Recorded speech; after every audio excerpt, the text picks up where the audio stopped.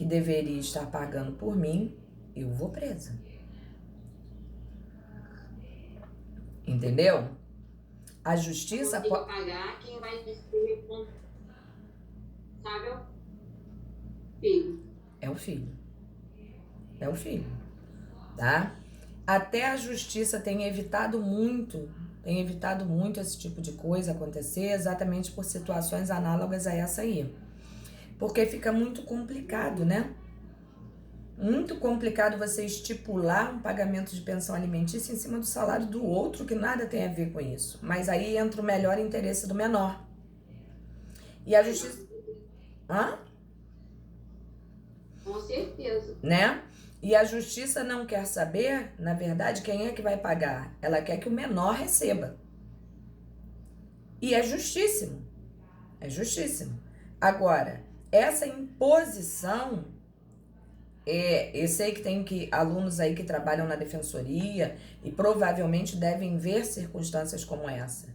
Mas falar para mim que é comum, né, é corriqueiro colocar esse peso, atribuir esse peso aos pais, aos avós, aos tios, porque na verdade a pensão pode ser atribuída a qualquer um, tá? Depende do binômio necessidade, possibilidade. Tudo bem, Tiago, fica à vontade. Eu tenho necessidade de receber e fulano tem possibilidade de pagar. Então, quando falta um dos elementos desse binômio aí, isso não poderá ocorrer, essa cobrança não poderá ocorrer. Entendeu? Mas a área civil é muito diferente da área penal. Apesar de eu atuar nas duas, ser professora das duas, eu sempre falo isso para os alunos. Tenta tirar da ideia que é a mesma consequência, porque não é. Na civil eu posso chegar, como eu falei, e falar, olha, eu vou pagar a dívida da Regina. E o juiz vai entender que a partir daquele momento ali eu assumi uma responsabilidade. Porque ali a gente está tratando de uma situação econômica. Agora, ainda que eu tenha uma irmã gêmea e que essa irmã gêmea minha tenha assaltado um banco, eu nunca fiz nada, ela fez. Ainda que ela seja muito parecida comigo, ainda que ela seja a minha lata, eu não posso falar, olha, deixa a minha irmã livre porque eu vou pagar por ela. Não existe essa possibilidade. Por uma situação apenas. Em direito civil, vocês aprenderam personalidade e capacidade. E a personalidade do ser humano, ela é indisponível. E por esse motivo, não há que se falar em eu pagar o crime por você, tá? Porque aí vai afetar exatamente a personalidade jurídica daquela pessoa ali. Tanto de uma quanto de outra. Que eu vou pagar por uma coisa que eu não cometi e quem cometeu vai ficar impune. Deu para entender mais ou menos?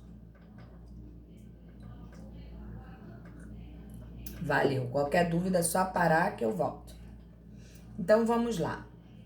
As normas penais não incriminadoras, falamos das incriminadoras, agora a gente está entrando nas não incriminadoras.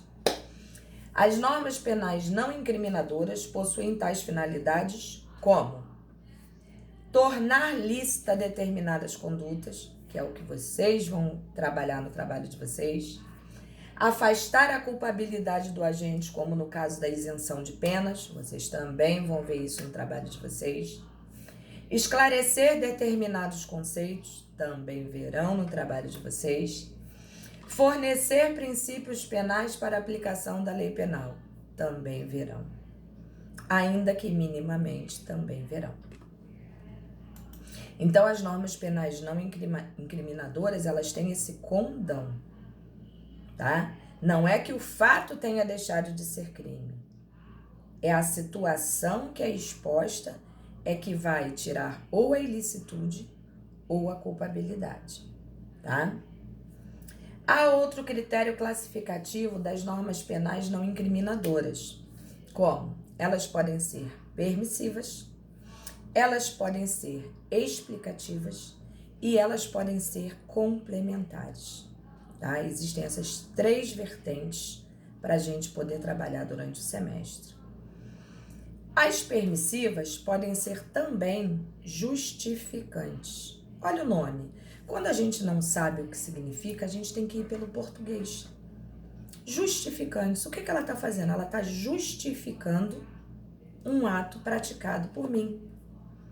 E se ela justifica, olha o nome, justifica, ela está dizendo o quê? O que você fez não é tão errado assim. Então, olha bem, as justificantes afasta a ilicitude da conduta do agente. Epa, olha o trabalho de vocês aí, ó. Afasta a ilicitude. Estou neste momento falando de quê? Excludente de ilicitude.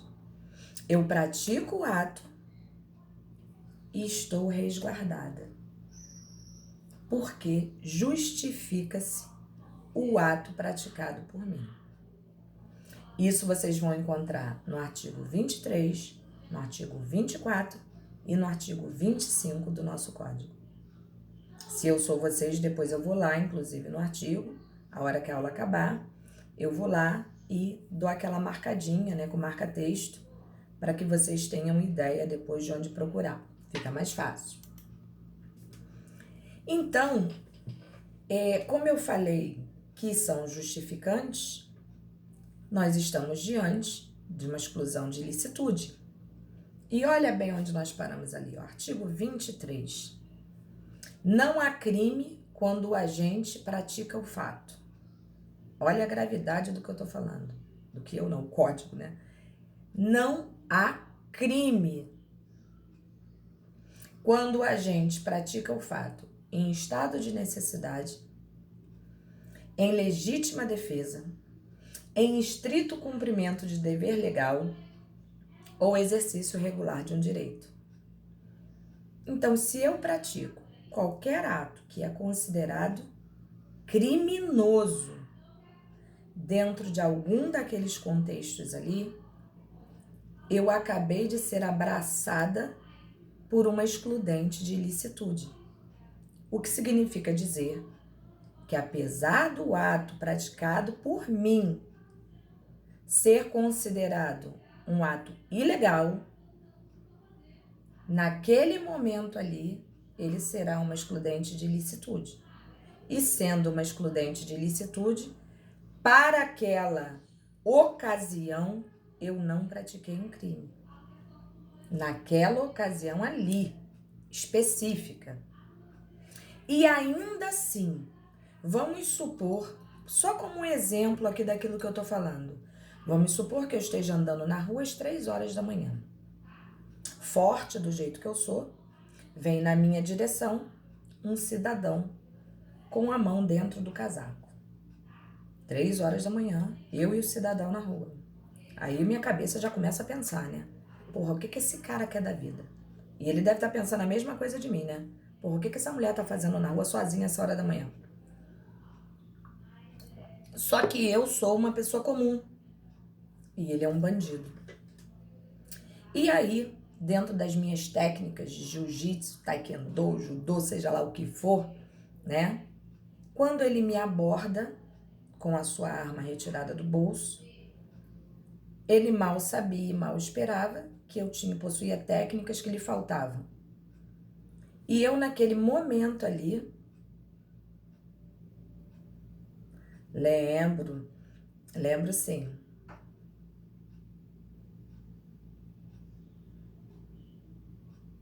Ah, é difícil. Comprovar a legítima defesa é difícil. Mas existem circunstâncias que demonstram muito claramente, como essa que eu tô falando. Imagina uma mulher, nunca terá uma força maior que a de um homem, jamais, não tenham dúvida disso. Mulher não é mais forte do que homem, em momento algum. Pode ser psicologicamente, pode ser emocionalmente, né? Mas assim, fisicamente, a mulher nunca será mais forte que um homem. Ela pode deter técnicas que o homem não possui, mas força, não tem como. Mas imaginem vocês que eu consiga desarmar essa criatura e ele ainda assim, eu desarmei, mas ainda assim ele parte pra cima de mim, ele é mais forte do que eu. E aí eu pego o revólver e atiro nele. Caracterizado está muito claramente. Eu diria assim que nessa situação é claro demais, é evidente demais a legítima defesa, tá? Então, para aquela minha atitude ali, pouco importa, eu usei uma arma raspada, até porque ela não era minha. Eu dei um tiro em alguém. Dei sim, porque se eu não desse nele, ele dava em mim. Você tomou a arma dele e ainda assim atirou. Atirei, porque ainda tomando a arma, ele partiu para cima de mim. Então, neste sentido, o que a justiça, o que a lei vai fazer? Vai excluir, vai retirar a ilicitude do meu ato e simplesmente vai me isentar de qualquer situação. Deu para entender aí como funciona, gente?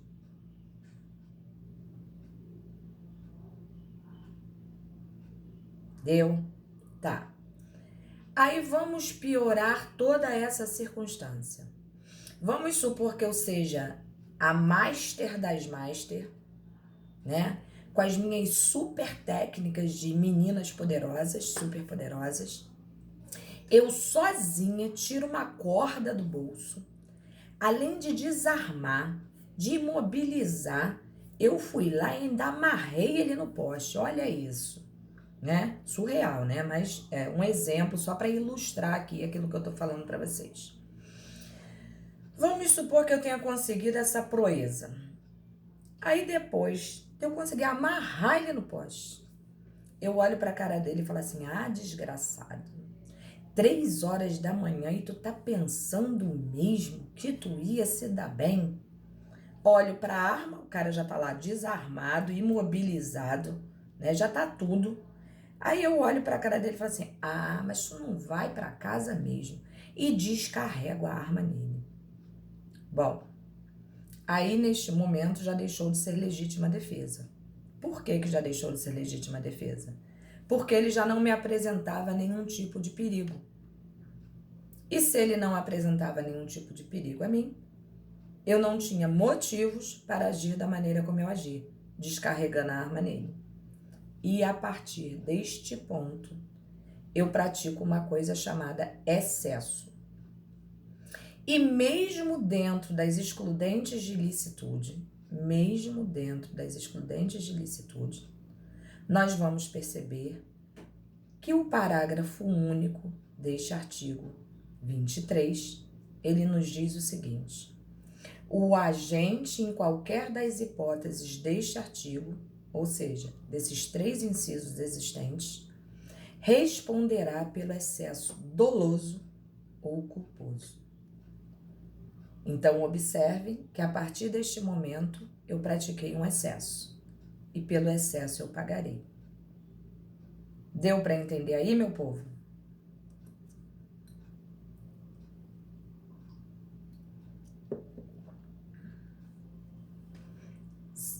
Tranquilo, tá? É difícil esclarecer isso em juízo? É muito difícil. Mas isso só um advogado preparado, um bom advogado, que é o que vocês serão, não tenho a menor dúvida disso. Inclusive, eu gostaria muito de salientar que a turma de vocês é uma turma de 34 alunos. 34? Deixa eu ver. É uma turma de 34 alunos e é a turma mais presente, pelo menos para mim, da faculdade. Para a professora Paula Regina, a turma de vocês é a turma, isso eu falo sem medo. Não é melhor, não é pior, mas presença, a turma de vocês é a mais presente em aula. Vocês estão de parabéns. E é por isso que eu falo para vocês que a chance de vocês serem excelentes profissionais quase dobra. Entendeu? Porque é a vontade, é a sede de aprender. E isso, é muito legal. Isso não tem preço, isso é caro demais. Caro demais. Então, vamos lá, dando continuidade aí ao nosso conhecimento. Que fofures! melhor. Isso acaba fazendo, né, Regina, que a turma interessada, né, eu não sei nem se é a Regina que tá falando, mas porque não tem foto. Não deve ser a Regina. A turma interessada, é claro, e isso é uma bênção muito grande, né, a gente fala bênção. É Giovana, né? Isso é uma alegria muito grande quando a gente percebe que numa mesma turma caíram alunos assim que pensam bem parecido. Isso é uma sorte que vocês não têm nem ideia, entendeu? Pode acreditar. É uma turma que provavelmente vai evoluir muito rápido com o passar do tempo. Se essa turma se mantém coesa de pessoas que têm o mesmo pensamento assim do bem, de querer aprender, isso é fantástico, fantástico, fantástico. Bom, vamos lá. Eu fico paparicando vocês a essa hora da manhã, né? Que saco. Vamos lá. Estado de necessidade. Considera-se em estado de necessidade, no caso aí, né, artigo 24, quem pratica o fato para salvar de perigo atual, que não provocou por sua vontade, nem podia de outro modo evitar, direito próprio ou alheio, cujo sacrifício nas circunstâncias não era razoável exigir-se. Nós chegamos, inclusive, a falar isso lá no início, né, do nosso material, e eu expliquei a vocês o seguinte: a gente tem a obrigação de se demonstrar indignado com certas atitudes, né? Assim como a gente tem a obrigação de ajudar o outro também em determinadas situações. Então, quando a gente não faz, quando a gente não age dessa forma, a gente acaba praticando um outro crime, né? Que é o crime a nível de omissão. Só que faço eu a pergunta a vocês. Vamos supor que eu esteja passando num lugar, tô caminhando, correndo, né? Fazendo meu exercício diário, e estou passando num local onde tem um precipício. E eu percebo que existe uma pessoa pendurada num galinho, no precipício. Só usa aquela vozinha lá, socorro, socorro, socorro. Para começar, eu sou bombeiro? Não. Eu detenho técnicas de salvamento? Nunca. Sou um fracasso até para me socorrer. Mas a minha obrigação é fazer de tudo e por tudo para ajudar aquela pessoa ali. Se eu não faço, eu pratico um crime de omissão. Se eu faço, eu não faço mais do que minha obrigação. O que eu não posso, o que esse artigo ali fala para mim, é que o que eu não posso é colocar a minha vida em risco para salvar outra vida também em risco.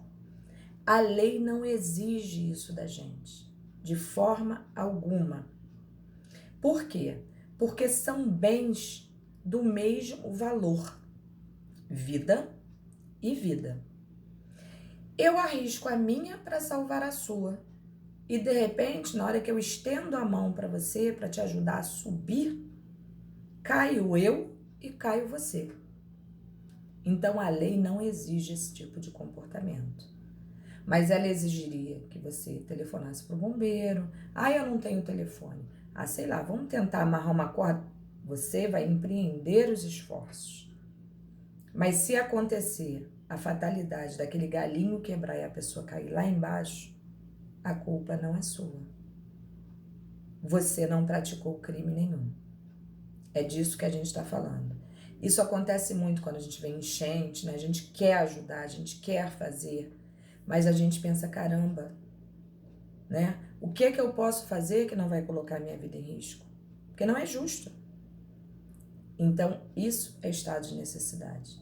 Você fez o que você pôde. Agora, a lei, o juiz, seja quem for, não pode exigir de você que você tome atitudes que coloque você em risco para salvar outro. Deu para entender? Existem vários outros exemplos, tá? Mas deu para entender o que seria um estado de necessidade?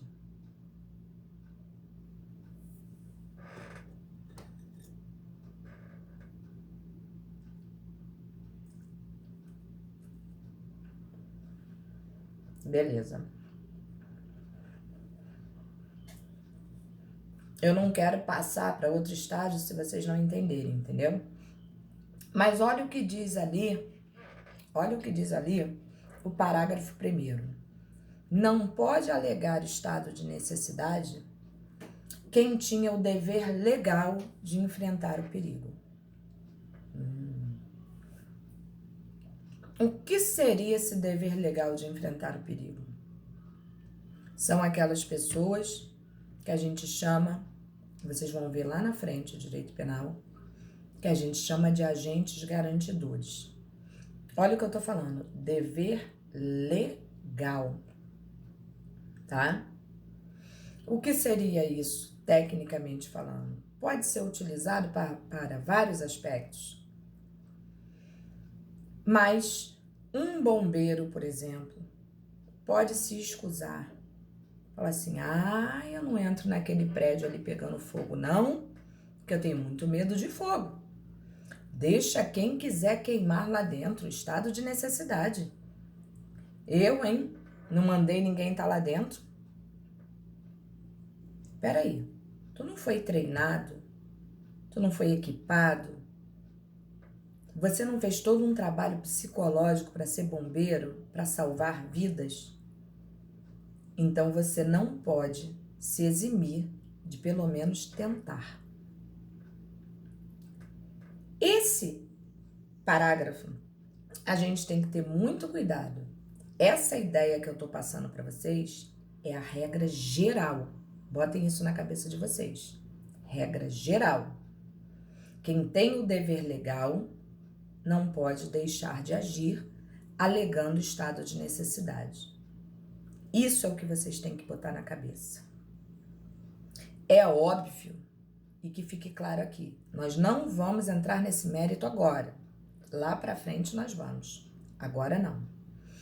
Mas é óbvio que se eu for comandante, eu tô pegando bombeiro para Cristo como um exemplo, mas se eu for comandante, tá? De um quartel de bombeiros, né? De um corpo de bombeiros, e eu comandando a operação, percebo, olha bem, que se eu colocar os meus homens lá, naquele fogaréu, eu olhei, eu tenho a técnica e a destreza para perceber que o prédio que está pegando fogo está prestes a ruir, e que se eu colocar os meus homens lá, só serão mais alguns mortos, a minha obrigação é não colocar, tá? Nós vamos estudar a ordem hierárquica depois. É não colocar. Em contrapartida, eu tenho que arrumar meios de fazer qualquer coisa para tentar salvar quem está lá, de preferência sem colocar os meus homens em risco. Se vai ser por escada, se vai ser por helicóptero, se vai ser por corda, se vai ser soltando flores por helicóptero. Não tem o que fazer. Mas aí é papo diferente, tá? Quem tem o dever legal de agir, tem que agir. Bom, embora seja razoável exigir-se o sacrifício do direito ameaçado, a pena poderá ser reduzida de 1 a 2 terços, tá? É o que aconteceria se a gente visse uma situação dessa.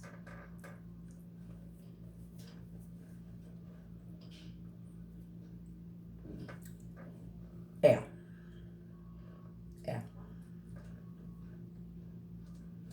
Se a gente parar para pensar assim, Regina, é exatamente isso aí. Eles têm o dever de agir, né? Mas eles tinham que também ter o direito, né, de proteção, não é isso? Então, numa circunstância dessa, é que a justiça vai pesar as circunstâncias que foram colocadas a maneira como se observou a coisa e a conduta. Porque a conduta, exerce em você um querer, né? E esse querer nada mais é do que a sua vontade. Então a gente tem, olha como é complicado, né? A gente tem que trabalhar até o subjetivo, a cogitação da coisa, né? Então é complicado sim, muito complicado. E esse dever legal de agir, quando eu falo que a gente não pode entrar no mérito agora porque é muito imaturo, a gente vai ver que esse dever legal é até de pai e mãe também, não é só do bombeiro, do policial, ou seja lá quem for. É do pai e da mãe também, nós temos o dever legal de agir, né? Imagine, vem um cachorro na rua, estou passeando com meu filhinho pequenininho, de mãozinha dada com ele, vem um cachorro correndo, ataca o meu filho, e eu, simplesmente por medo do cachorro, cruzo os braços e fico olhando aquilo tudo acontecer. Existe entendimento que eu, como mãe, também tinha o dever legal de agir. Mas isso a gente vai ver lá pra frente. O fato é, tá dando pra entender isso tudo que eu tô explicando pra vocês ou tá ficando nebuloso ainda?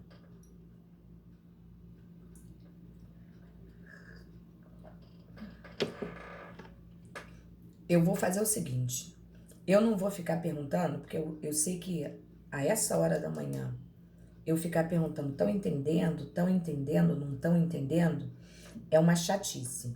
Então eu vou fazer assim, eu vou dar seguimento e se vocês perceberem que ficou alguma coisa nebulosa, vocês parem e perguntem, tá bom?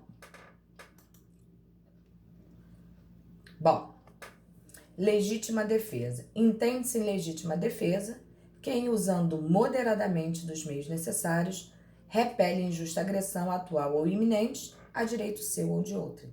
Observem que ali está falando de outrem também, né? Você pode atuar em legítima defesa de outra pessoa. É uma maluquice, né? A gente pensar assim, uma vez que é um risco, né? É um risco que a gente corre depois de conseguir provar isso, né? Como é que a gente prova isso? Mas pode sim. E que a gente tem que entender também que esse perigo tem que ser iminente, tá, gente? Ele tem que estar acontecendo ou prestes a acontecer. E não é prestes a acontecer lá no futuro, não. É agora, tá? É agora.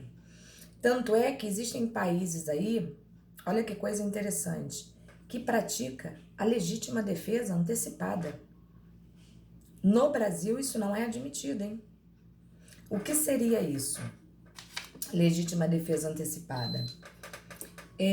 Eu sei que fulaninho quer me matar. Chegou ao meu ouvido que fulaninho quer me matar. Aí eu falo, caramba, será que isso é verdade? E aí eu começo a perceber, com várias atitudes que vem acontecendo, com várias pessoas falando a mesma coisa, eu começo a perceber que tem um fundo de verdade naquilo ali. Que fulaninho quer mesmo me matar. Aí eu rapidamente vou e falo, quer saber do negócio?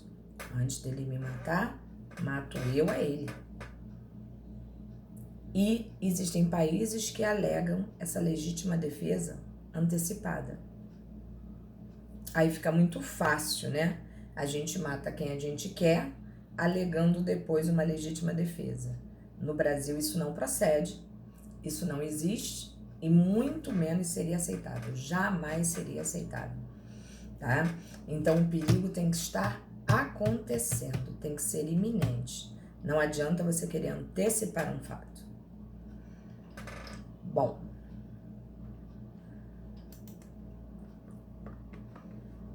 aí entramos aí nas questões. Ah, não daria não, Viviane, aqui seria o tetracaos, entendeu? Não daria mesmo. Teria muita gente morrendo aí se pudesse usar essa técnica de defesa. Nossa Senhora, seria uma loucura, uma verdadeira loucura. Vamos lá. Entramos aí nas exculpantes, tá? Exculpantes. Saímos das justificantes e entramos nas exculpantes. elimina a culpabilidade, isentando o agente de pena. Abram a mente.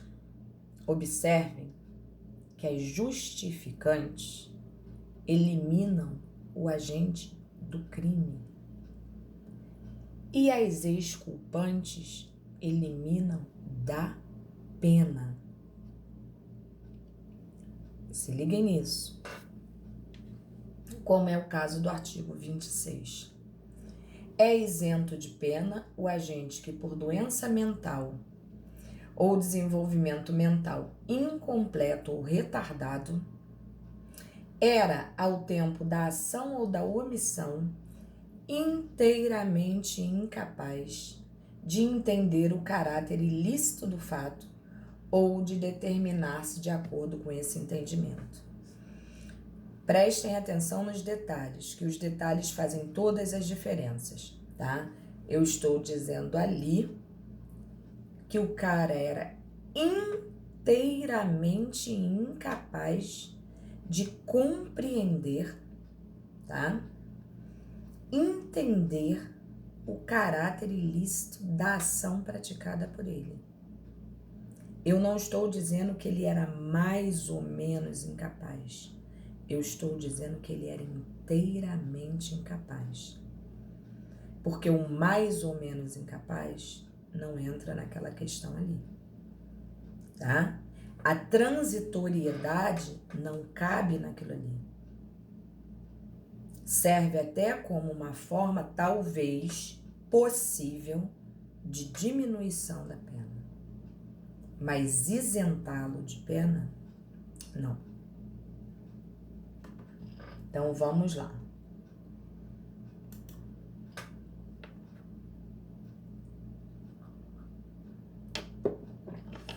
Artigo 28. Não excluem a imputabilidade penal a emoção ou a paixão, embriaguez, voluntária ou culposa, pelo álcool ou substância de efeito análogo. Então, já descobrimos aí que quando a gente fala em imputabilidade, a gente está falando o quê? Não vai excluir essa pessoa de ser apenada. Não vai salvá-la. O fato dela agir por emoção ou paixão, ou dela agir em estado de embriaguez, álcool ou substância análoga, como drogas, tá? Nós vamos ver que existem exceções à regra, mas fato é que a regra é aquela ali. É isento de pena o agente que, por embriaguez completa, proveniente de caso fortuito ou força maior, era ao tempo da ação ou omissão inteiramente incapaz, olha de novo aí, ó, inteiramente incapaz de entender o caráter ilícito do fato ou de determinar-se de acordo com esse entendimento. Então, observem que é uma exceção e que para essa exceção tem que estar inteiramente incapaz de compreender o fato ilícito. Mas que a regra não é essa, tá, gente? Nós depois vamos ver todos os tipos de embriaguez e nós vamos ver qual é a embriaguez que permite e a que não permite a questão da excludente de culpabilidade.